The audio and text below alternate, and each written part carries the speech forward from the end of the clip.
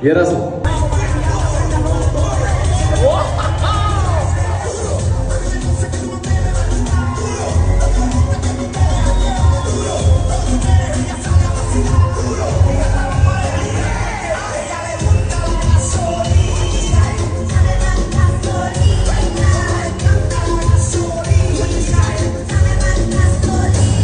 Мыналардың бәрі не жеп отыр, не ішіп отыр?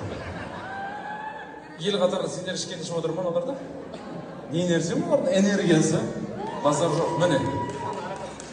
Толғанда араққа түсіп кеткен ма? Қанына ағып кеткен ма?